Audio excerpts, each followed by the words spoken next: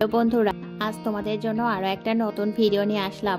নতুন নতুন ভিডিও পেতে ঝটপট আমার চ্যানেলটি সাবস্ক্রাইব করে বেল আইকনে ক্লিক করে দাও। আজকে শোনাবো ছোট ভাইয়ের সাথে ঘটে যাওয়া একটা মজার ঘটনা। শুক্লা, রবিন, শিলা 3 ভাই বোন। শিলা সবার বড়, তাই সবার উপর একটু বেশি প্রভাব। যে কোনো সময় এটা ওটা করতে আদেশ করতো রবিন আর শিলাকে। রবিন আর শিলা ছোট হওয়ায় কখনো না করতো না। তাছাড়া শুক্লা প্রচন্ড আদর করতো রবিন আর শিলাকে। ভাই বোনের দিকে সবসময় খেয়াল রাখতো শুক্লা, পড়াশোনা থেকে শুরু করে খাওয়া দাওয়া সব জায়গায়। শুক্লা অত্যন্ত সুন্দরী, দুধে আলতা গায়ের রং, টানা টানা চোখ, লম্বা চুল, সব মিলিয়ে দেখতে বেশ আকর্ষণীয়। আজ অন্য দিনের মতো পড়তে বসেছে সবাই। একটা টেবিলে রবিন আর শিলা মুখোমুখি বসেছে, আর শুক্লা সবার হেড হিসেবে অন্য ধারে বসেছে। রবিনের আজ পড়ায় মন বসছে না। রবিন মাঝে মাঝে শিলার দিকে, আবার মাঝে মাঝে শুক্লার দিকে আর চোখে তাকাচ্ছিল। বিষয়টা শুক্লার চোখ এড়ালো না। শুক্লা বলল, কিরে তোর কি হলো, পড়ছিস না যে?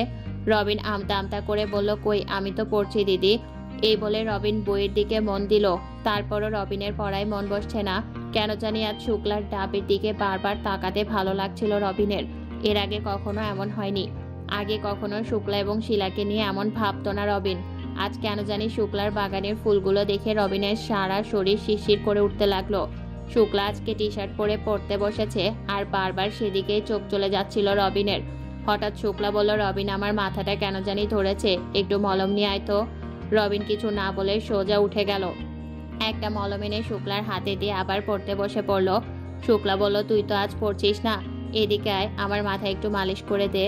বাধ্য ছেলের মতো উঠে শুক্লার হাত থেকে আবার মলমটা নিয়ে একটু বের করে শুক্লার কপালে লাগিয়ে মালিশ করতে লাগলো। শুক্লা তখন মাথাটা একটু পেছনে হেলান দিয়ে চোখ বন্ধ করে নিল। রবিন ধীরে ধীরে শুক্লার কপালে কাঁধে মালিশ করতে লাগলো।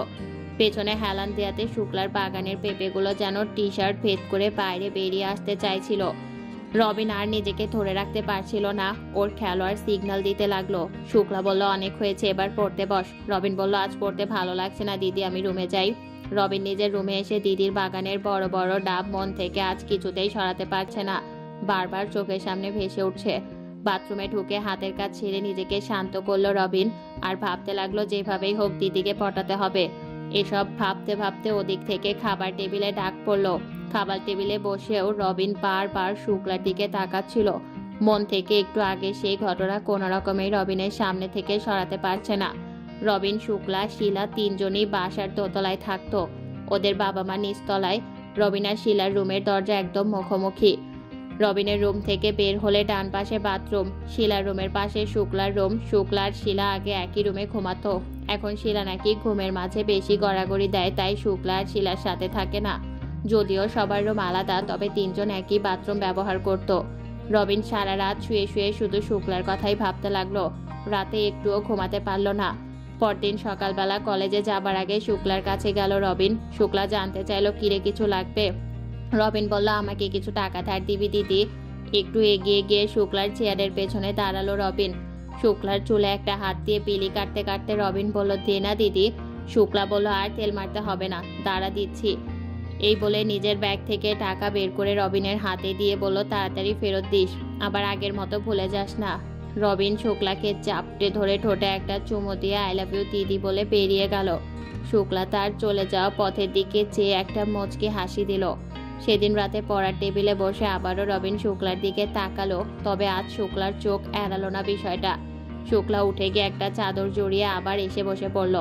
এতে করে রবিন বুঝতে পারলো দিদি সবকিছু বুঝতে পেরেছে, তাই নিজেকে একটু কন্ট্রোল রাখতে চেষ্টা করলো রবিন।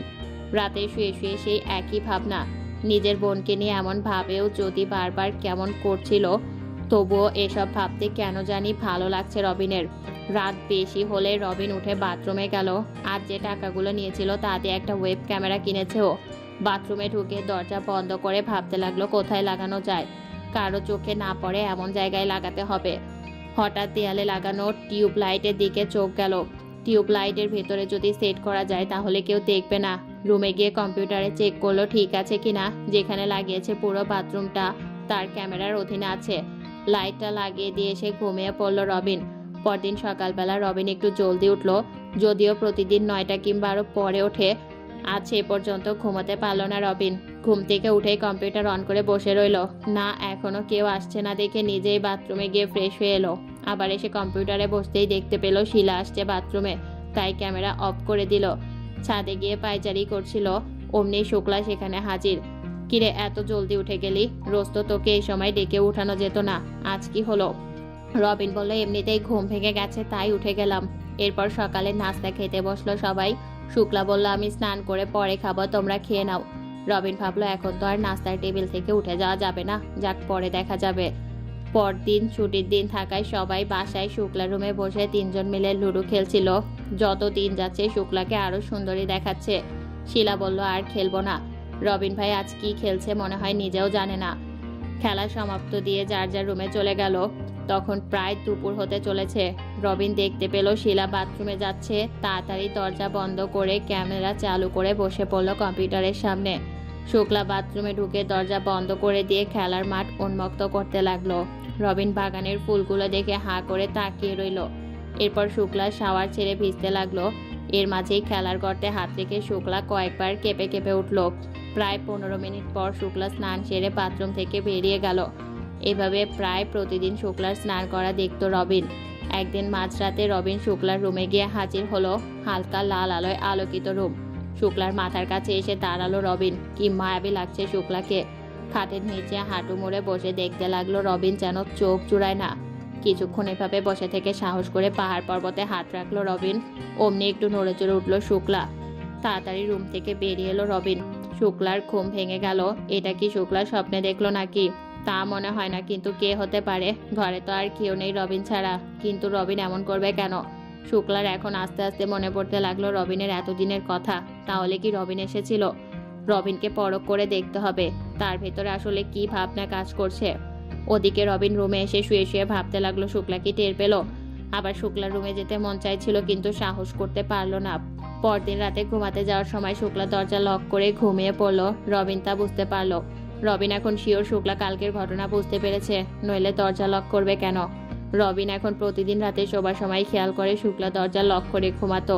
দিনের বেলাও শুক্লা আগের মতো ফ্রিভাবে চলে না রবিনের সাথে। কিছুদিন পর শুক্লার জ্বর হলো। ডাক্তার ওষুধ দিলে একটু সুস্থ হলে রাতে শুক্লার রুম থেকে শব্দ আসে রবিনের কানে। রবিন উঠে শুক্লার রুমে গেল। অসুস্থ থাকায় দরজা লক করেনি, কেননা বাবা মা আসতে পারে তাকে দেখতে। রবিন শুক্লার কপালে হাত দিয়ে বুঝতে পারে জ্বর একটু বেড়েছে, তাই বরফ নিয়ে আসে। একটা কাপড় ভিজিয়ে শুক্লার কপালে রেখে দিল। কিছুক্ষণ কপালে বরফ দেওয়ার পর জ্বর একটু কমতে লাগলো। শুক্লা এখন কথা বলতে লাগলো। কিরে রবিন, তুই ঘুমাসনি? রবিন বলল, ঘুমিয়েছিলাম, তোর শব্দ শুনে ঘুম ভেঙে গেল। শুক্লা বলল, মাকে ডাকলেই পারতি। রবিন বলল, কেন, আমি কি তোর কোনো সেবা করতে পারি না? শুক্লা বলল, আমি কি সেটা বললাম? তুই এখন ঘুমা গিয়ে, আমি এখন ভালো আছি। বন্ধুরা, আজ আসি। এরকম নতুন নতুন ভিডিও পেতে আমার সাথেই থাকো। দেখা হবে পরের ভিডিওতে।